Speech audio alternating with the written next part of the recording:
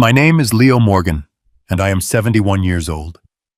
At my daughter's wedding, her fiancé taught me a lesson. I thought I'd already learned that humiliation tastes a lot like buttercream frosting and shattered pride. He shoved my face into a $7,000 cake in front of 300 people and called me a beggar. What he didn't know is that I owned the building they were standing in. Before I tell you how I settled that debt, please hit like and subscribe if you believe that respect is earned, not bought. Let me know in the comments where you're watching from. I want to see how far a story of an old man's honor can travel. The wedding was held at the Azure Ballroom, a place so luxurious it felt like the air itself was gilded. I stood in a corner, a ghost in my old but well-pressed suit, watching a world I had built but no longer belonged to. The clinking of champagne glasses sounded like distant mocking bells. My daughter Chloe was a vision in white, but her smile was a fragile piece of glass I was afraid would break. Her fiancé, Preston Vanderbilt, moved through the crowd like a shark, all teeth and tailored perfection. Every so often his gaze would land on me, and it was the kind of look you give something you've stepped in. He saw a liability, a relic, an embarrassing old man who didn't fit into the glossy picture he was painting for himself. I saw the way he held my daughter's arm, not with affection, but with a sense of ownership, and a cold knot formed in my stomach. When the time came for the speeches, the MC called for the father of the bride. The spotlight found me in my corner, and a polite, hesitant applause rippled through the room. I walked to the stage, my old bones protesting slightly. I didn't have a long, flowery speech prepared. I just spoke from the heart. I talked about holding Chloe in my arms for the first time, about the fierce, consuming love a father has for his daughter. I wished her a life filled with laughter and kindness, and a partner who would cherish her a fraction as much as I did. I kept it short. When I finished, there was a quiet, genuine warmth in the applause. But then Preston stepped up to the microphone, clapping slowly, a theatrical, mocking rhythm. Well said, Pops, a real tearjerker. Now let's get to the fun part. The fun part was the cake. It was a monstrous 7-tiered tower of white frosting and delicate sugar flowers. They cut the first slice together, a picture of manufactured bliss for the photographer. Then Preston took the plate. He turned not to Chloe, but to me. A wicked smirk played on his lips. "You look like you could use a good meal," he said, his voice dripping with condescension. Before I could process his words, his hand shot out, grabbing the back of my head. The world became a blur of white. I felt the sickening crunch of the cake's structure giving way, the cold, greasy smear of frosting filling my nostrils, my mouth. The room erupted, not in gasps of shock, but in roars of laughter from Preston's friends. He pulled my head back, my face a grotesque mask of cream and crumbs. He leaned in close, his voice a venomous whisper for all the nearby tables to hear. "Try some dessert, beggar." Silence. The laughter died as quickly as it had started, replaced by a thick, suffocating stillness. Chloe stood frozen, her face a canvas of horror and disbelief. In that moment of total, soul-crushing humiliation, a new sound cut through the air. It was a voice deep and resonant with undisguised fury. "What in God's name do you think you're doing?" Henry Harrison, a man whose name opened doors all over the country, was on his feet. He was one of the most powerful developers in the city, and a man Preston had been desperately trying to meet for months. Henry pointed a finger not at Preston, but at me. "That beggar is Leo Morgan," he boomed, his voice echoing in the cavernous ballroom. "He founded Morgan Construction. He doesn't just own a few buildings, you arrogant little fool. He owns half the damn city, including the ground you're standing on." Preston's face went from smug to confused to utterly terrifyingly pale. The blood drained from his face as if a plug had been pulled, and in his eyes I saw the dawning horror of a man who had just realized his gravest miscalculation. "My name is Leo Morgan, and no, I am not a beggar. I am simply a man who grew tired of the lies that money tells.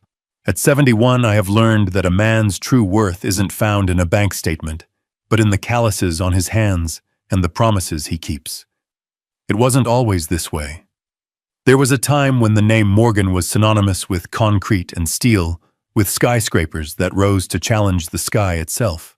Morgan Construction wasn't just a company. It was my legacy built from nothing but two hands, a mind that never stopped calculating, and a heart that refused to accept failure. I ate, slept, and breathed blueprints, the roar of construction sites, and the thrill of multi-million-dollar deals. I had it all: a mansion that overlooked the entire city, a fleet of polished cars, and a seat at every exclusive club. But then Isabella, the love of my life, was taken from me. Cancer stole her piece by piece, and in the deafening silence of that enormous mansion, I was forced to face a bitter truth. All the towers I had built, all the zeros in my accounts, they couldn't fill the void she left behind. They were just cold, empty walls. The fortune I had amassed felt like a mountain of meaningless stones. So I made a choice. I sold everything. The mansion, the cars, the shares in dozens of ventures. I retained ownership of Morgan Construction, but I handed the reins to a board of directors I trusted. Then I retreated. I moved into the small timber house nestled by a lake. This wasn't just any house. It was the one I had built for Isabella with my own hands, the place we had planned to grow old together, where every beam and floorboard was soaked in the memory of her laughter. I began to live a different kind of life, a life where I defined its meaning, not society. People often confuse simplicity with poverty. They can't comprehend the profound joy of mending a broken fence yourself, or the deep peace of casting a fishing line into the water as the sun rises. They see an old man in a worn flannel shirt and they automatically fill in the blanks: failure has been pitiable. I let them think it. Because I learned long ago that great wealth is a magnet for opportunists, a perfect camouflage for the worst kind of character. And I wanted to protect my daughter Chloe from men like that. I thought that by stripping away the veneer of fortune, I could see who people really were. It was a test. A painful, naive test, as it turned out. But it was born from a father's desire to see his only child find a love as real as the one I had lost. I wanted her to find someone who saw the value in the man, not the wallet. That 15-year-old pickup truck, it's more a part of me than the expensive watches I used to wear. There's still a tiny scratch on the dashboard from the time Isabella dropped her wedding ring between the seats. We spent half an hour laughing our heads knocking together in the small cab as we searched for it. The passenger seat is worn in a particular way, molded to the shape of her from the thousands of miles we drove. Her hand always resting on my leg, her fingers tapping along to the old songs on the radio. Selling that truck would feel like evicting her ghost. And these old clothes, they are a map of a life well lived. This old leather jacket has a faint scar on the sleeve from a piece of rebar at the Liberty Tower site. I remember coming home that day, covered in dust, and Isabella just wiped my cheek and told me she was proud of the city I was building. This jacket was what I was wearing when we signed the papers for our first real home. These clothes are not signs of poverty. They are testaments. They are the medals of a long and happy campaign. I had always thought Chloe understood that. When she was a little girl, she loved riding in the old truck, her head barely clearing the window. She used to say it smelled like Dad. But then Preston Vanderbilt entered her life, and slowly, like a poison seeping into the soil, things began to change. The change was subtle at first, a slight shift in her tone. One Sunday she said to me, "Dad, some of my friends were asking, why don't you get a more respectable car?" The word respectable stung. It was the first time she had ever looked at my life through someone else's eyes and found it lacking. It was the first time she saw my memories not as treasures, but as junk. A small fissure appeared that day, a tiny crack in the foundation I thought we had built together. I didn't know it then, but it was just the beginning. The crack was about to get much, much wider. That wider crack appeared in the form of a bank transfer. It started as these things often do, with a small request. "Dad, I need about $200, Chloe said over the phone. There's a work event and I need a new dress. I gave it to her without a second thought. But a week later, it was another call. We need $5,000 for a deposit on a trip to Aspen. Preston says it's an incredible networking opportunity. The word choice struck me. We, not I. Preston had become a silent partner in her finances. The requests began to flow like water from a broken dam. It was never for rent or for groceries or for any real necessity. It was for the trappings of a life she was trying to buy into. $1,000 for a table at a charity gala where Preston wanted to be seen. $10,000 to help with the down payment on a new luxury sedan because, as she explained with an embarrassed stammer, Preston said her old Honda was humiliating. Each time I transferred the money, each time I felt a piece of my daughter slipping away. She thought she was draining my meager retirement savings one designer handbag at a time. I let her believe it. I was giving them rope waiting, hoping they would use it to climb, not to hang themselves. Preston, meanwhile, shed any pretense of respect. His contempt for me became a kind of sport. He'd walk into my home and make a show of wiping his feet as if he were entering a barn. "Still listening to that funeral music, Pops?" he'd ask, gesturing to my beloved jazz records. During family dinners, which became increasingly rare, he would interrupt my stories to boast about his stock portfolio, or to explain in condescending detail some new tech trend, as if I were a child. He wasn't just dismissive. He was actively trying to diminish me in my own daughter's eyes, to frame me as a relic, a doddering old fool whose opinions were as outdated as his pickup truck. He wasn't trying to win my approval. He was trying to make it irrelevant. I watched it all, and I stayed quiet. I saw the calculation in his eyes every time he looked at Chloe.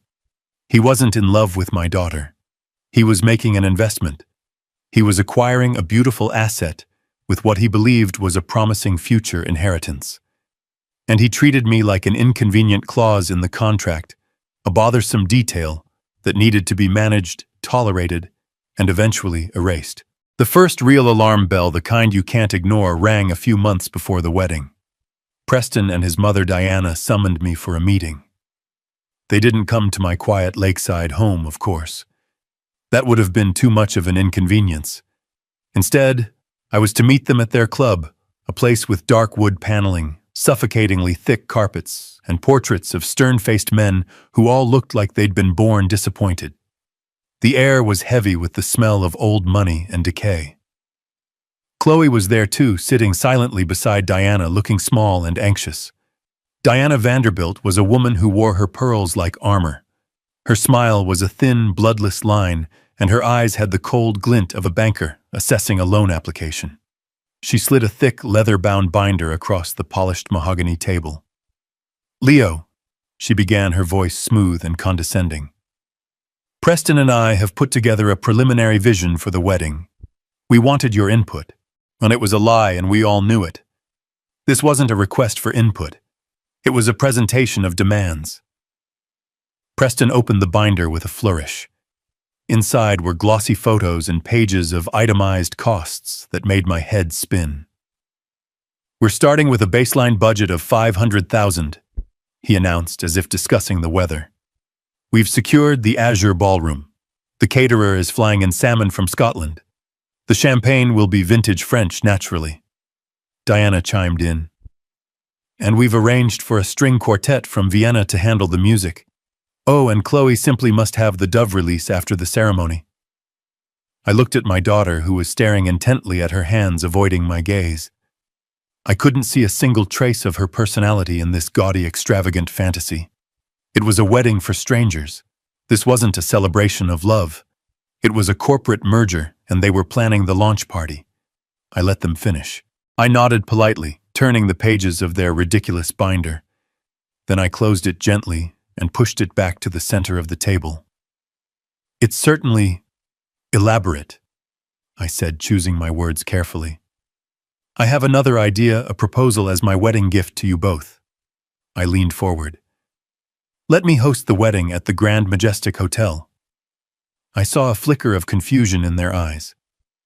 As you know, I continued, my company spent 3 years restoring that landmark. We brought back the original gold leaf in the ballroom, imported marble from the same quarry in Italy that was used in 1928. It's a piece of this city's history. It's a piece of my history. I will cover everything. The venue, the food, the staff. My gift. No expense spared.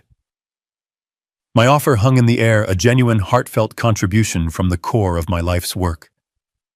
Diana was the first to break the silence. She let out a small, tinkling laugh that didn't reach her eyes. Oh, Leo, that's quaint. Truly, a lovely little passion project.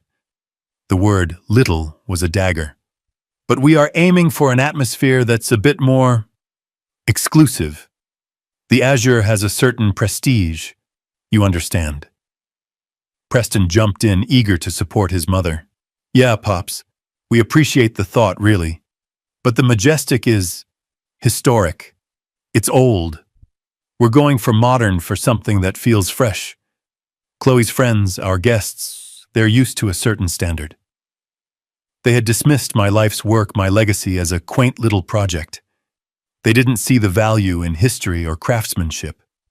They only saw brand names and price tags. After gracefully rejecting my gift, Preston slid a single crisp sheet of paper across the table towards me. In any case, he said, his tone all business now, we've put together a short list of some of the more significant items we thought you might like to contribute to make it easier for you. I looked down. It wasn't a list of suggestions. It was an invoice. Floral arrangements, $40,000. Lighting and sound package, $25,000. Vintage champagne allotment, $30,000. I stared at the paper, then I looked up at my daughter. She was still looking down, her silence a complete surrender. And in that moment, I understood with perfect, chilling clarity. They didn't want a father-in-law. They didn't want my blessing or my heartfelt gifts. They wanted a sponsor, an ATM. And as I sat there in that cold, silent room, I realized I was no longer just watching a crack form. I was watching them take a sledgehammer to the entire foundation. A few weeks after the meeting at the club, a thick manila envelope arrived at my house by courier. It was from a law firm I didn't recognize, addressed to Chloe but sent to my address. My hand trembled slightly as I held it. It felt cold, heavy, with a significance I already dreaded. I called Chloe and told her she had mail. She told me to just open it. It's probably just something from Preston's lawyers, she said, her tone casual, almost bored. He mentioned they'd be sending something over. So I opened it. The document inside was dense with the kind of language designed to confuse and intimidate, legalese stacked in thick, numbered paragraphs. But I hadn't built a billion-dollar company by being unable to read a contract. I sat down at my kitchen table, the same table where Isabella and I had planned our entire lives, and I began to read. It was a prenuptial agreement, and it wasn't a shield to protect Preston's assets. It was a spear aimed directly at the heart of my family. Most of it was standard, clauses about separate property, debt, liability. But then I got to Section C, subsection 4. My blood ran cold. The wording was slick, coiled like a snake in the grass, but the meaning was brutally clear. It stated that in the event of a divorce, Preston would be entitled to 50% of any and all gifts, inheritances, or windfalls received by Chloe during the course of their marriage. It wasn't about the money she had now. It was about the money he believed she would get when I died. He was preemptively raiding my grave. He had looked at my daughter, the most precious thing in my life, and seen nothing but a winning lottery ticket. I picked up the phone immediately. My voice was steady, but inside a storm was raging. "Chloe," I said when she answered, "I've read the agreement." There was a pause. "Oh, okay," she said, a defensive edge already in her voice. "Chloe, you cannot sign this," I said, trying to keep my tone calm, paternal. "This isn't a normal prenup. This is a trap. The man is laying claim to your future, to money that isn't even on the table yet. He's planning for my death." Her response was not what I expected. There was no shock, no concern, only a cold, rehearsed anger. Preston explained it all to me, Dad. It's just a formality. His lawyers insisted on it to make sure everything is fair and balanced. Fair, I nearly shouted. Chloe, there is nothing fair about a man who wants half of what your dead father leaves you. Can't you see what this is?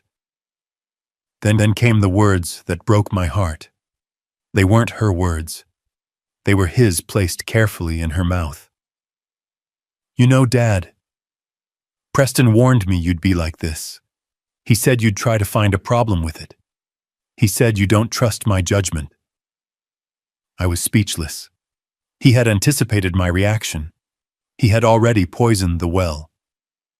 He thinks you're trying to control me with your money, even the idea of it. She continued, her voice gaining a cruel confidence. This is about love and trust, not about finances. Our love is stronger than some piece of paper. I'm sorry you can't see that. This has nothing to do with love, sweetheart. I pleaded, my voice cracking. This is a business transaction for him. No, she snapped. It's a marriage, and I'm signing it. I love him, I trust him, and I would appreciate it if my own father would do the same. The line went dead. She had hung up on me. I sat there, the phone still pressed to my ear, listening to the dial tone. I was holding a document that proved my future son-in-law was a predator. And I had just learned that my own daughter was willing to walk right into his trap, believing it was the path to happiness. He wasn't just after my fortune.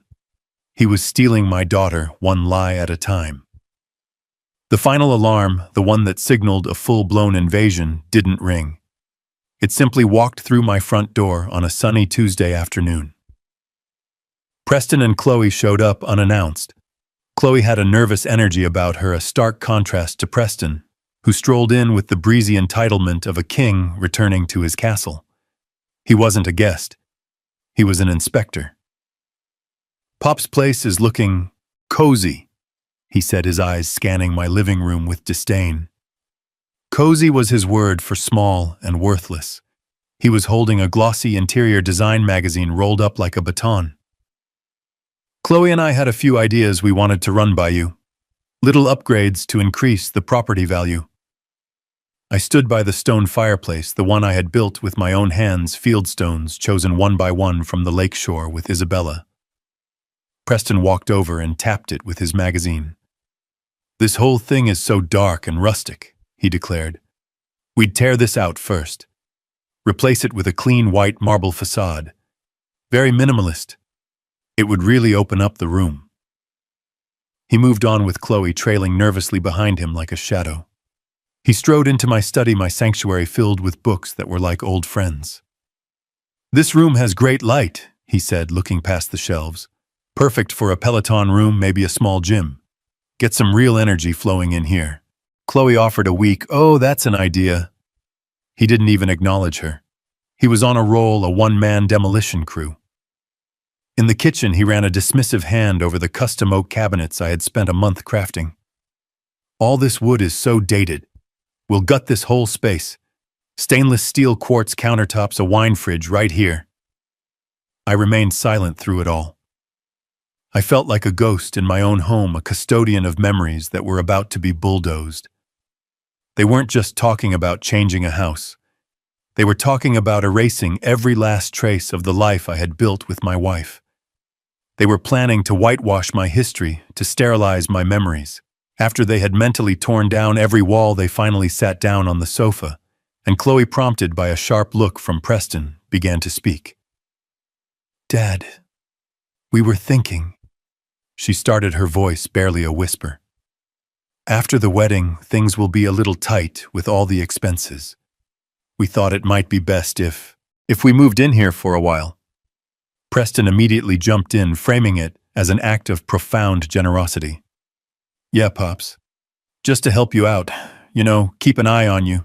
Make sure you're taking your meds and all that." He smiled, a predatory gleam in his eyes. "And honestly, it'll help us save up for a proper place of our own.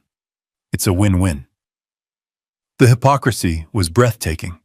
They were planning to spend $500,000 on a one-day party, but claimed they needed to save money by taking over my home. I waited for the other shoe to drop. It didn't take long. "And you don't have to worry about a thing," Preston continued smoothly, as if discussing the weather. "We've already started looking into some options for you. My mother has a connection at a very lovely retirement community just outside the city, Golden Meadows. I hear it has a fantastic golf course. You'd be much more comfortable there around people your own age." And there it was, the full, monstrous picture. They would take my home, the sanctuary I built for Isabella, and gut it. They would live here in the hollowed-out shell of my life. And I, the inconvenient old man, the walking, talking memory they wanted to forget, would be shipped off to a facility to wait quietly for the end. They weren't just being disrespectful anymore. They were handing me an eviction notice from my own life. I looked at the fireplace, at the sturdy stones I had set in place, and I felt a different kind of foundation settling inside me. Not of stone and mortar, but of cold, hard resolve. My patience had finally run out. The rehearsal dinner was the final act before the main event, and Preston had chosen the stage himself. It was a restaurant called Aperture, one of those places where the plates are enormous, the portions are tiny, and the bill is astronomical. The room he'd booked was private, but it felt cold and impersonal, all sharp angles, glass, and muted gray tones. It felt less like a family gathering and more like a corporate board meeting where a hostile takeover was about to be announced. I was seated at the far end of the long, sterile table, a deliberate act of marginalization. Chloe sat in the middle, a strained, brittle smile plastered on her face, laughing a little too loudly at things that weren't funny. Preston, of course, was at the head of the table holding court. He was in his element, a peacock displaying his feathers. He wasn't having a conversation. He was delivering a monologue. He regaled his captive audience with tales of his latest genius stock pick, a biotech firm that was guaranteed to triple in the next quarter. He casually mentioned a golf game he'd had with a senator, dropping the name with the subtlety of a falling anvil. He described their planned honeymoon, a 2-month affair involving a private yacht in the Mediterranean and a safari in Tanzania, as if he were discussing a trip to the grocery store. His parents, Diana, and her silent, perpetually unimpressed husband, listened with rapturous pride, nodding and adding their own affirmations of his brilliance. I just sat there, swirling the overpriced wine in my glass, a silent observer. I watched my daughter try to keep up her eyes, darting between Preston and me, a desperate plea for approval in them. At one point, Preston looked down the table at me and smirked. "We were just talking about building a legacy, Pops," he said, his voice loud enough for everyone to hear. "It's all about forward momentum. You can't just rest on your laurels, you know. You have to keep building." The insult was clear. My quiet life, my choice to step away, was in his world a form of failure. I didn't respond. I just took a sip of wine and held his gaze. I let the silence hang there, a small act of defiance. The air crackled with unspoken tension. I knew this was just the overture. The main performance was yet to come.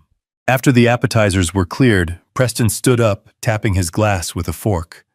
A hush fell over the room. He held his champagne flute aloft, a practiced, confident gesture. "I'd just like to say a few words," he began, his voice oozing a false sincerity that made my skin crawl.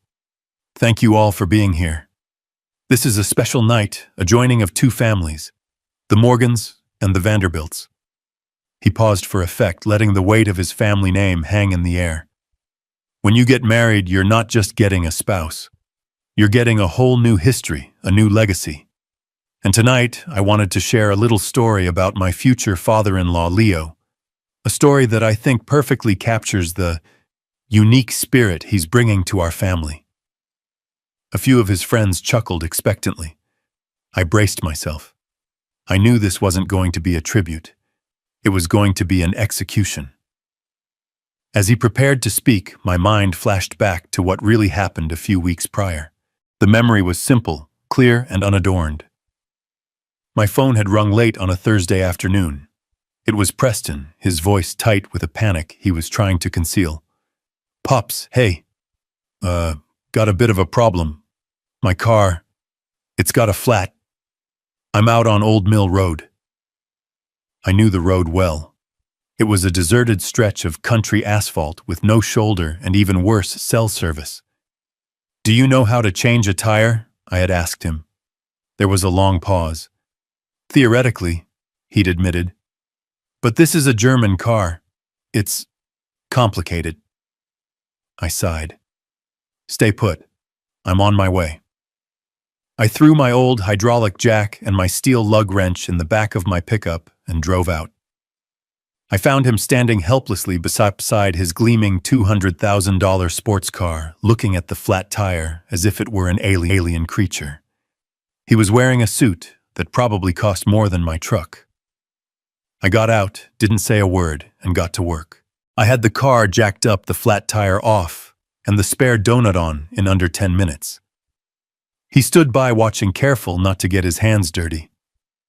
When I was done, I tossed the flat in the back of my truck to take to the shop for him. He'd clapped me on the shoulder and said, "Thanks, Pops. You're a real lifesaver." It was a simple, mundane event, a moment where one family member helped another. That was the truth. But the truth was not what Preston was interested in. So there I was. Preston began his tale, his voice now theatrical, on my way to a major charity board meeting. Running late, of course, because every second counts, and boom, I hit something in the road and the tire just blows. I'm talking a complete blowout. I pull over and I'm thinking, great, just what I need. He shook his head, playing the part of the put-upon executive. So I make a call. Who better to help than my future father-in-law, the famous builder, right? A man who knows his way around tools. He paused, a smirk playing on his lips. Well, about 45 minutes later, I hear this noise, a chugging, sputtering sound. And over the hill comes this old pickup truck, trailing a cloud of blue smoke. I swear I thought it was going to fall apart right there on the road. His friends roared with laughter. I saw Chloe force a smile, her knuckles white as she gripped her wineglass. So Pops gets out. Preston continued, his voice dripping with mock affection. And he pulls out this rusty old toolbox that looks like it was salvaged from the Titanic. He kneels down by the tire and starts fumbling around. First, he can't seem to find the right size wrench. Then, when he finally gets it on a lug nut, he starts turning it the wrong way. He mimed the motion, grunting and straining for comedic effect. I'm standing there trying to be patient, and I'm like, "Pops, it's righty-tighty, lefty-loosey. Basic mechanics, you know." The laughter grew louder. He finally gets the nuts off, and then comes the jack. Oh, the jack. Preston put his head in his hands as if reliving a great trauma. He slides this rickety old thing under the car and starts pumping. The car goes up, but it's wobbling like a newborn deer. I literally had to jump in and hold the car steady myself. I had visions of my $200,000 machine crashing down onto the asphalt. My life flashed before my eyes. This was pure fiction, every word a deliberate, malicious lie. But he told it with such conviction. He gets the tire off, finally covered in grease from head to toe. He looked like a raccoon. It was actually kind of adorable. He looked directly at me, then a triumphant gleam in his eye. But you know what? We got it done. It took the better part of an hour, a lot of deep breaths and some gentle coaching from yours truly. But we got there in the end. It was a real bonding moment. He raised his glass to me. It really taught me the value of patience when it comes to our elders. So let's hear it for Pops, a man who proves that it's never too late to learn a new trick, even if you need a little help. The room erupted in applause and laughter. It was a masterclass in humiliation delivered with a smile. I looked across the table at Chloe. She was clapping along, a pained, hollow look in her eyes, refusing to meet my gaze. That was it.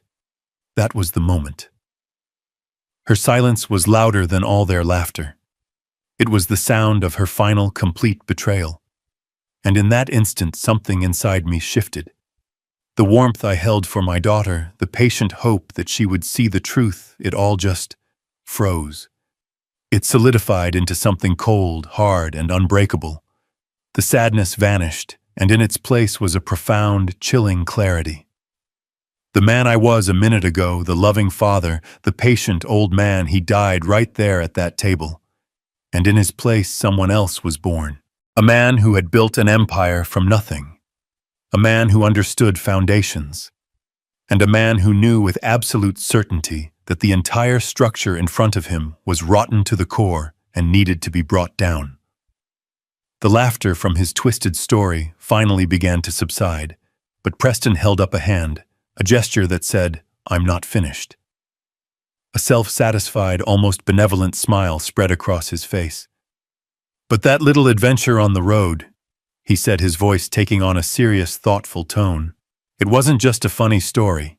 It was a wake-up call. It taught me that our responsibility to our family doesn't end when we grow up. In fact, that's when it truly begins." He looked around the table, making eye contact with his parents, then with Chloe. He was setting the stage, positioning himself as the noble, responsible son. "Chloe and I have been talking a lot lately," he continued, placing a hand over my daughter's. She flinched, a tiny, almost imperceptible movement, "and we've been worried. We've been worried about you, Dad. All alone out there in that big house by the lake. It's a lot for one person to manage. The upkeep, the isolation. We want you to have companionship. We want you to be safe, to have professional care available if you ever need it." He paused, letting the feigned concern sink in. "We want you to be able to truly relax and enjoy your golden years without a single worry in the world." He then turned to me, his eyes shining with a sickening, manufactured sincerity. "So as our special gift to you, to show you how much we love you and want to welcome you into our new life together, we've taken care of everything." He beamed as if he were about to present me with a winning lottery ticket. "We've secured a spot for you at one of the finest retirement communities in the state. It's called Golden Meadows. It's more like a country club, really. It has a championship golf course, a heated indoor pool, gourmet dining, and a full schedule of social activities.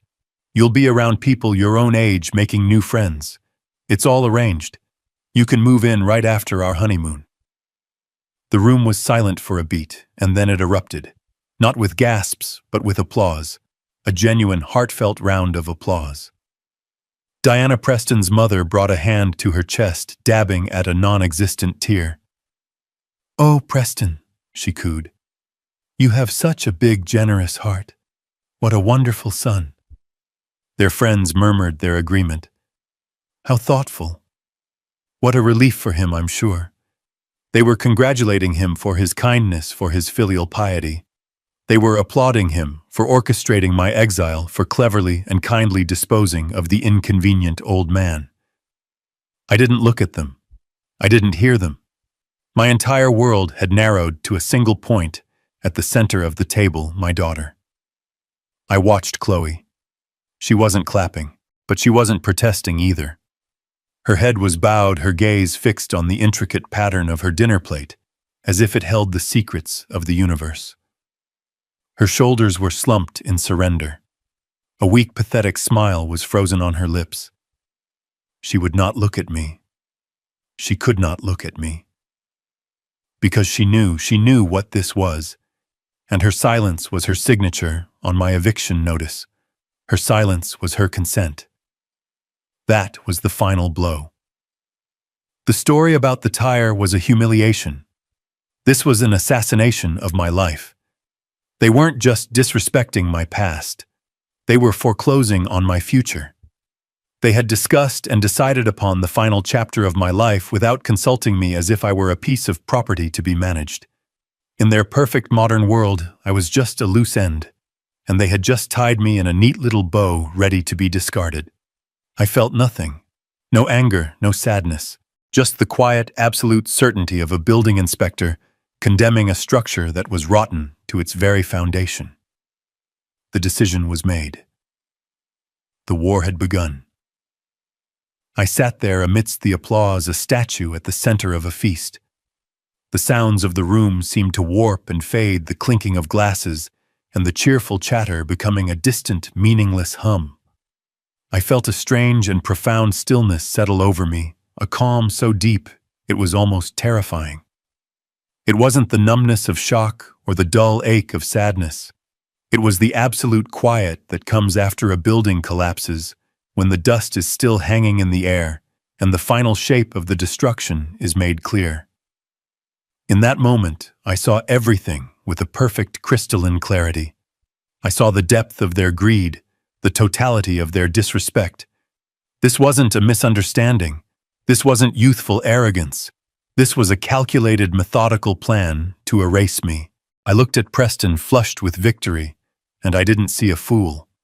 I saw an enemy. I looked at my daughter, her head still bowed in silent complicity, and I didn't see a victim. I saw an accomplice. The part of my heart that had held out hope for her, that had made excuses for her, simply turned to stone. The patient father was gone. The architect remained. And he knew with the certainty of a surveyor studying a map exactly what had to be done. I drove home from the rehearsal dinner in a state of profound calm. The city lights blurred past my window, but I saw none of them. My mind was a quiet, orderly room where all the furniture had finally been put in its proper place. The pain, the confusion, the lingering hope, it had all been swept away, leaving behind only the cold, clean floor of purpose. I didn't go to the living room or the kitchen. I walked straight to my study, the room they had so casually slated for demolition to make way for an exercise bike. I sat down behind my old oak desk, the one I'd used for 40 years, to sign contracts that built skylines. The solid, familiar wood felt like an anchor in a churning sea. For a long time, I just sat there in the dark, the scent of old books and leather around me like a comforting shroud. I wasn't grieving anymore. Grief is a chaotic, messy emotion. This was different. This was the quiet focus of an architect reviewing a flawed blueprint just before a controlled demolition. I had spent years of my life building things to last: buildings, a company, a family.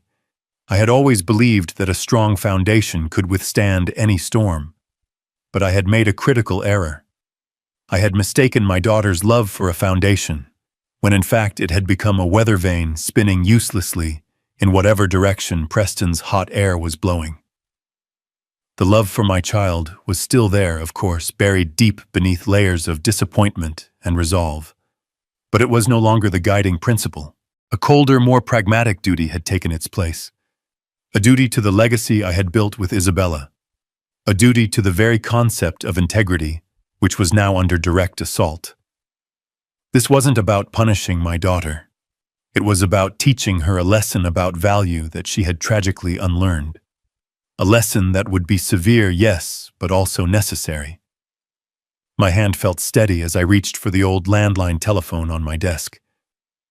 I didn't need to look up the number. I dialed it from a memory etched in stone. It rang twice before a crisp, professional voice answered. "Evelyn Reed?" "Evelyn," I said, my voice quiet but clear in the silent room. "It's Leo." There was a brief pause on the other end. "Leo, it's after midnight. Is everything all right?" I looked out the window at the dark, still water of the lake. "Everything," I said slowly, "is exactly as we predicted it might be one day." I let the weight of that sentence settle between us. Then I gave the order. "Activate the sunset protocol." There was no hesitation in her voice. No questions. Only the calm, immediate acceptance of a trusted ally. "Understood, Leo," she replied. "I'll set the wheels in motion first thing in the morning." The line clicked. The call was over. I placed the receiver back in its cradle. The sound was soft, but in the stillness of the night, it felt like the thunderous clang of a great lever being pulled, setting a vast and powerful machine long dormant into unstoppable motion. The sunset protocol. It sounds like something out of a spy movie, doesn't it? But it's nothing so glamorous. It's simply a plan. A blueprint for the end of a life designed by a man who spent his entire career ensuring his buildings would never crumble. I just decided to apply the same principles to my legacy. After Isabella died, I was adrift. The silence in our big house was a physical presence, and my fortune felt like a curse, a giant target painted on my back. I saw what happened to other men of my generation. I saw their children and their new spouses circling like vultures, their grief barely concealing their impatience for the reading of the will. I saw their legacies squandered on fast cars and foolish ventures.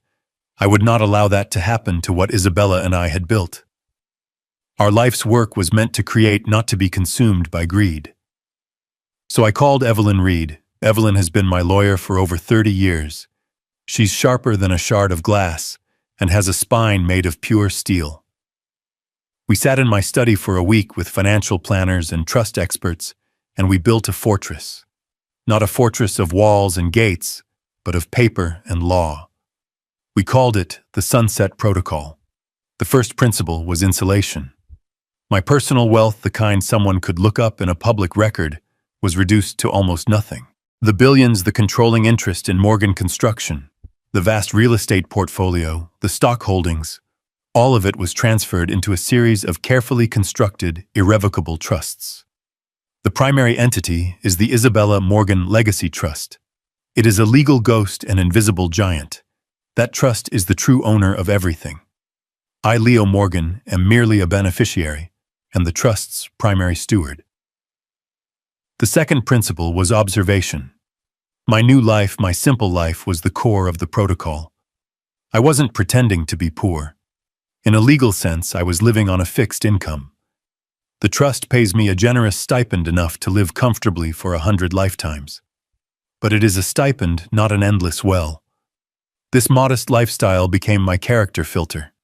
It was designed to test anyone who came into my life, especially anyone who wanted to marry my daughter. Would they see a man, a father, with a lifetime of experience and love to offer? Or would they see a nearly empty bank account? An old man whose only remaining value was the inheritance he would one day leave behind. Preston wasn't the first man Chloe had dated since I enacted the protocol, but he was the first to fail the test so spectacularly, so utterly. He didn't just fail. He set the test on fire. The final principle was activation. The protocol was designed to be dormant, a silent guardian. Activating it, as I did with my call to Evelyn, meant switching from a passive defensive posture to an active offensive one. Activating it meant that Evelyn and her team were now authorized to use the full formidable resources of the trust to investigate and neutralize any threat. It meant the gloves came off. When Preston's lawyers sent that prenuptial agreement, Evelyn's office flagged it immediately. That was the first hostile act. My call simply gave her the green light to respond in kind. Activation means a team of forensic accountants, the best in the business, began a deep dive into the Vanderbilt family's finances. It's why we knew they were on the brink of bankruptcy. It means a team of private investigators began looking into Preston's life, his business dealings, his character. It means every legal document, every interaction, was now being analyzed as evidence in a war I had not started, but that I fully intended to finish. The name Sunset Protocol was Evelyn's idea. She said it was because it was a plan for the sunset of my life, a way to ensure that when my sun finally did set its light, would continue to shine on the things that mattered, on charity, on community, on the legacy of the woman I loved, and not be lost in the greedy darkness that was attempting to swallow my family whole. What Preston and Chloe didn't understand is that you can't cheat a man who has spent his life reading the fine print. You can't con a man who drew the blueprints for the entire game. They thought they were dealing with a frail old man in a small house. They had no idea they were trying to demolish a skyscraper with a couple of toy hammers. The protocol was the foundation, and I was about to show them what happens when you mistake a bedrock of granite for a patch of soft dirt. After the call with Evelyn, there was one more piece to put in place. This wasn't a call to a lawyer. It was a call to a brother in arms. Henry Harrison and I had been through the trenches together for 40 years. We started out as rivals, two young, hungry developers trying to carve out a piece of the city for ourselves. But over decades of brutal competition, we forged a deep and abiding respect for one another, which eventually blossomed into a rare and powerful friendship. Henry was one of the few people left on this earth who knew the man. I was not just the legend or the balance sheet. He knew my love for Isabella, my pride in my work, and my quiet contempt for the new breed of slick, empty suits that had taken over our world. I dialed his private number. He answered on the second ring, his voice a familiar gravelly bark. "This better be good, Leo. You woke me up from a very expensive dream." "Henry, it's me," I said, forgoing any pleasantries. "I'm calling in a marker." The humor vanished from his voice instantly. In 40 years, I had never once asked him for a favor. He knew this was not a casual call. "What is it? What's wrong?" "I need you to tell me what you know about the Vanderbilt family," I said. I could hear him sit up in bed. The Vanderbilts, a clan of peacocks with moth-eaten feathers. Their grandfather made a fortune in shipping, their father squandered most of it on bad art, and worse racehorses, and the current heir. Preston is a walking billboard for cheap cologne and desperation. They've been leveraged to the hilt for years, borrowing against a reputation they no longer own. "Why are you asking about those clowns?" "Because their heir is marrying my daughter tomorrow," I said quietly. The silence on the other end of the line was heavy. When Henry spoke again, his voice was low and dangerous. "Leo, what has he done?" So I told him. I told him everything. The constant demands for money. The prenuptial agreement designed to raid my estate. The plans to gut the house Isabella and I had built. And finally, I told him about the rehearsal dinner. I recounted Preston's story about the flat tire and the grand magnanimous gift of a one-way ticket to a retirement home. I didn't inject any emotion into the telling. I simply laid out the facts one after another, like a prosecutor presenting evidence to a grand jury. When I finished, Henry was breathing heavily into the phone. He didn't offer sympathy or condolences. He offered something far better, pure, unadulterated rage on my behalf. "That arrogant little parasite," he snarled. "He's going to dispose of Leo Morgan. The man who practically invented the modern skyline while his own father was figuring out new ways to declare bankruptcy. The absolute audacity of that boy." He paused, and I could practically hear the gears turning in his sharp mind. "All right, Leo. The battle lines are drawn. What's the order? What do you need from me?" This was why I had called him. No hesitation, no questions, just immediate, unconditional loyalty. "I need you at the wedding tomorrow, Henry," I said. "I need you to sit there, and I need you to watch. And when you see the signal, I need you to stand up and make a scene." "A scene?" He asked, a hint of dark amusement in his voice. "Yes," I confirmed. "I need you to remind that room full of fools and sycophants exactly who they're dealing with. I need you to detonate a truth bomb right in the middle of their champagne reception." I heard a low chuckle from Henry's end of the line. "Leo," he said, his voice filled with a grim satisfaction. "It will be my absolute pleasure. Just tell me when." After the calls were made and the pieces were set in motion, I didn't feel a sense of triumph. I didn't feel anger or even satisfaction. I just felt a profound and heavy sense of duty. I swiveled my chair around to face the bookshelves that lined the wall. My fingers traced the spines of old books, their pages filled with stories of honor, tragedy, and redemption.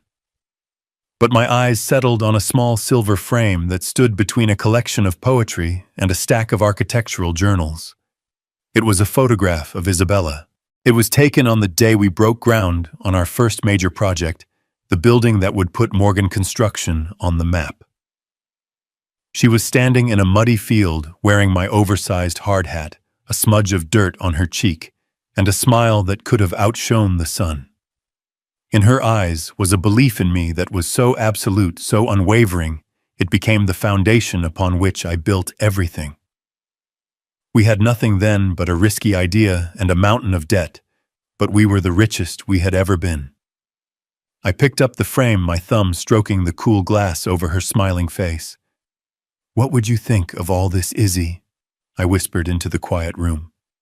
"You always saw the good in everyone. You would have told me to be patient with Chloe. You would have said she's just lost her way." For a moment, a wave of grief and doubt washed over me. Was I being too harsh? Was I about to destroy my own daughter's life to settle a score? But as I looked at her picture, I knew the answer. Isabella was kind, but she was not weak. She had a fierce, unshakable sense of right and wrong. She despised bullies and cheats, and she had no tolerance for those who valued money over people. She would have been heartbroken by what Chloe had become, but she would have been utterly disgusted by Preston. She would never have stood by and allowed a parasite to feast on the life we had so painstakingly built. This was never about the money. Preston and Chloe could have had the money. If they had come to me with respect, with honesty, with a genuine plan to build a life together, I would have given them everything they needed. But they didn't want to build. They wanted to take. They saw my life's work not as a legacy of hard work and sacrifice, but as a vault to be cracked open. They looked at the home I built with my own hands as a piece of real estate to be flipped. They looked at me not as a father, but as an obstacle. This wasn't revenge. Revenge is a hot, messy, emotional act. This was an audit. It was a correction. It was about restoring balance and defending the very principles our family was built on, that dignity is not for sale, that respect is earned, not inherited, and that love is about what you are willing to give, not what you are determined to take. I placed the photograph back on the shelf, my resolve hardening from a liquid state into solid steel. I was not doing this for myself. I was doing this for Isabella. I was defending her memory from the cheap, gaudy world that was trying to claim it. I was protecting our daughter from the worst parts of herself, from the hollow man who had so completely captured her. The lesson would be painful, of that there was no doubt. But some structures are so rotted, so compromised, that they cannot be repaired. They must be torn down to the foundation and built anew. The storm was coming, and I, Leo Morgan, would be the architect of the flood. Henry's words dropped into the silent ballroom like a boulder into a placid pond. The ripples of shock spread instantly. A low murmur erupted, growing into a wave of whispers and frantic glances. 300 pairs of eyes, which moments ago had been looking at me with a mixture of pity and amusement, now swiveled to stare at Preston with a new hungry curiosity. They were no longer looking at the charming, successful groom. They were looking at a fraud. Preston stood frozen, the blood having completely drained from his face, leaving it a sickly, waxy white. He looked like a man who had just seen a ghost. His mouth opened and closed, but no sound came out. He looked at Henry, then at me, his eyes wide with a dawning animal panic. He tried to laugh, a choked, strangled sound that died in his throat. That's a joke, right?" he stammered, looking around for support. "A very funny, very expensive joke. Pops tell them." But I wasn't Pops anymore. While all eyes were on him, I moved with a slow, deliberate grace that had been absent for years. I reached into my jacket pocket and pulled out a clean white handkerchief, one of Isabella's old monograms still visible in the corner. I did not rush. I did not show any emotion. I began to methodically wipe the sticky, sweet mess of the cake from my face. I cleaned my eyebrows. I cleared the frosting from my nostrils. I wiped my lips. Each movement was precise, economical, and calm. The frail, slightly stooped posture of the 71-year-old man was gone. I stood straighter, my shoulders squared. The look in my eyes, which had been one of pained humiliation, was now one of cold, dispassionate assessment. I was no longer the victim in this drama. I was the director, and the final act was just beginning. The man who had stumbled to the stage to give a heartfelt speech had been replaced by the man who had faced down union bosses, corrupt city officials, and ruthless competitors for 40 years and had never lost. Preston saw the change in me. The sight of my cold composure seemed to terrify him more than Henry's outburst. His own composure shattered completely. "He's lying!" Preston finally shrieked, his voice cracking, pointing a trembling finger at Henry. "He's a senile old man, and so is this one," he yelled, gesturing wildly at me. "He's a broke, pathetic old fool who lives in a shack. Tell them, Chloe. Tell them all, he's lying." But Chloe was silent, her face buried in her hands, her body shaking with silent sobs. I finished wiping my face and neatly folded the soiled handkerchief, placing it back in my pocket. I then looked Preston directly in the eye. My voice, when I finally spoke, was not loud, but it cut through his panicked shrieks like a razor, silencing the entire room. "Preston," I said, my tone level and dangerously calm, "it appears you have made a rather significant miscalculation." Just as Preston's frantic denial reached a fever pitch, the grand double doors at the back of the ballroom swung open. A woman stepped inside. She wasn't loud or flashy, but her presence had an immediate silencing effect on the room. This was Evelyn Reed. She was dressed in a perfectly tailored charcoal gray suit, her silver hair cut in a sharp modern style. She carried a slim leather portfolio, and her movements were crisp and efficient, devoid of any wasted motion. She didn't hurry. She walked down the center aisle with a steady, measured pace, her heels clicking softly on the marble floor. She wasn't a guest. That much was obvious. She radiated an aura of pure, undiluted authority. The chaotic, gossiping energy of the room seemed to retract as she approached, as if a queen had just entered her court. Her eyes, sharp and intelligent behind a pair of minimalist glasses, scanned the scene. Preston's panicked face, Chloe's collapsed form, Henry's defiant stance, and finally me. She gave me a single, almost imperceptible nod. It was a confirmation, a signal that the next phase was beginning. She stopped beside me, facing the stunned wedding party. She didn't need a microphone. Her voice was calm, clear, and carried an inherent power that cut through the remaining whispers. "Good evening," she said, her tone cool and professional. "My name is Evelyn Reed. I am legal counsel for Mr. Leo Morgan." She placed her portfolio on a nearby table and opened it. "I apologize for the interruption. I have just a few brief points of clarification to present." The balance of power in the room had not just shifted. It had been completely and irrevocably overturned.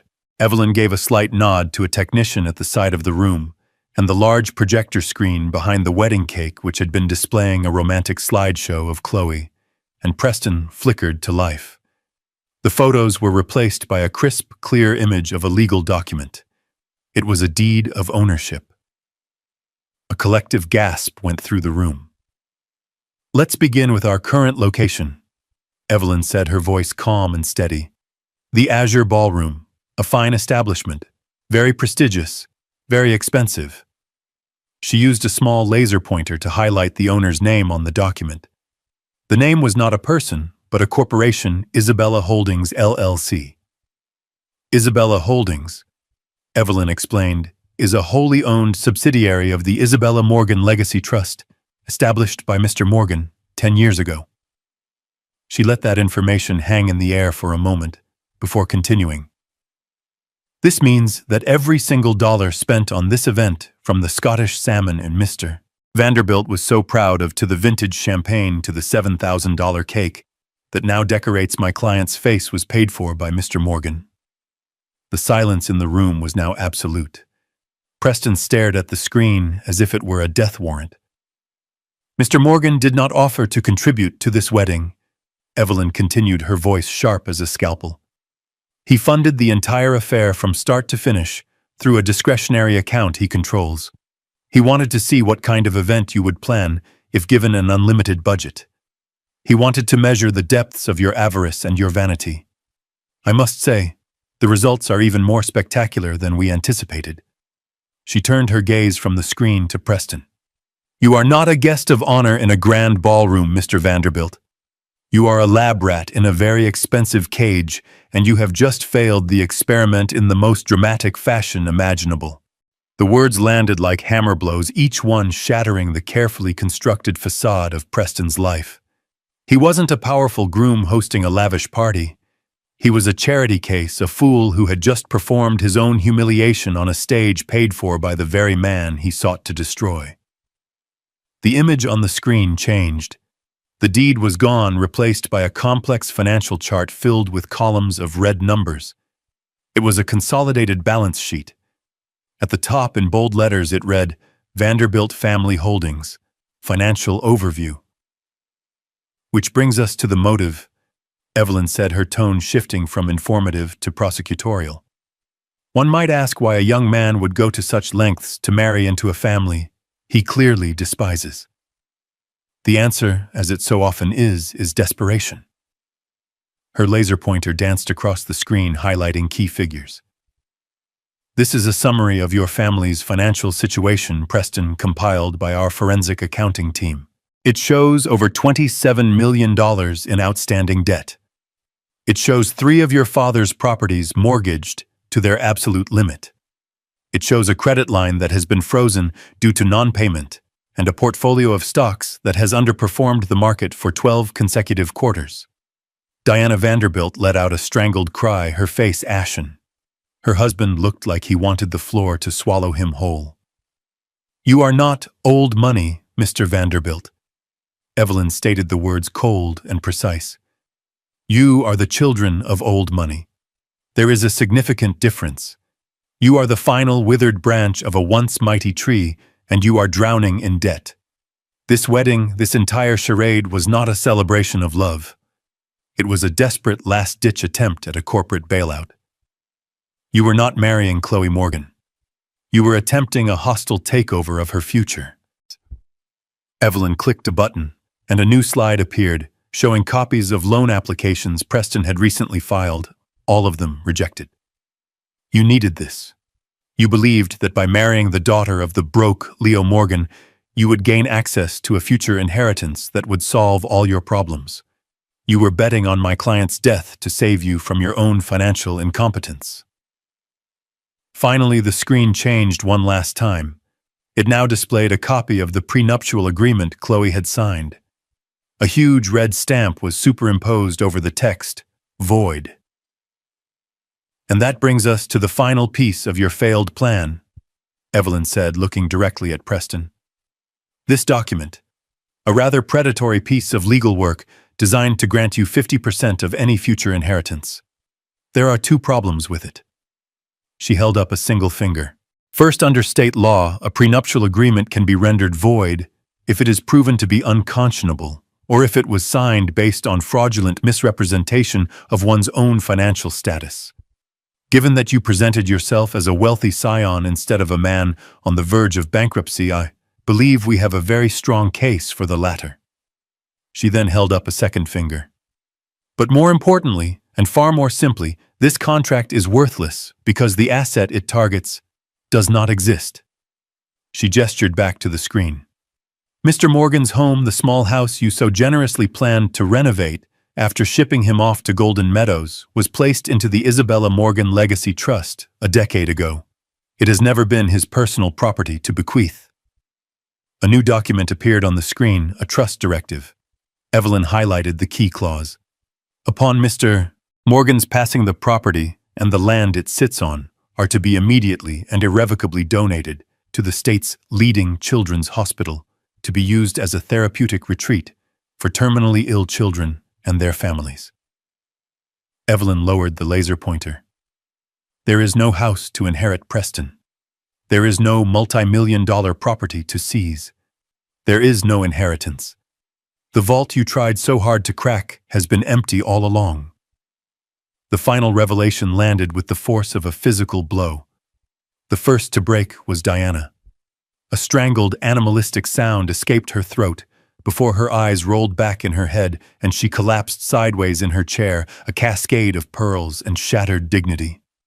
Her husband, a man who had remained silent and invisible all evening, simply folded in on himself. He didn't faint. He just crumpled, burying his face in his hands, like a child trying to hide from a monster. Preston himself made no sound.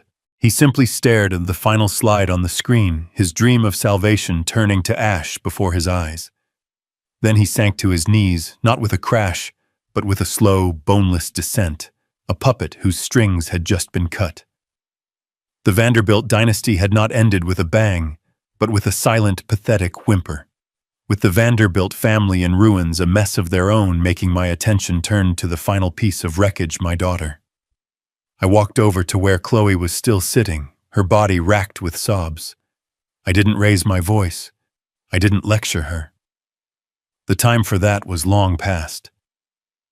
I spoke quietly, my voice devoid of the warmth it once held for her, replaced by the cold, hard finality of a judge delivering a sentence. This man did not love you, Chloe. I said, my voice low and steady. He loved an illusion of wealth he thought you represented. The choice of what to do now is yours. You can stay with this hollow man. But my name, my legacy, and my support will never be a part of that life. You have chosen his values over ours. Now you must live with them. I looked at her, my daughter, a stranger with a familiar face.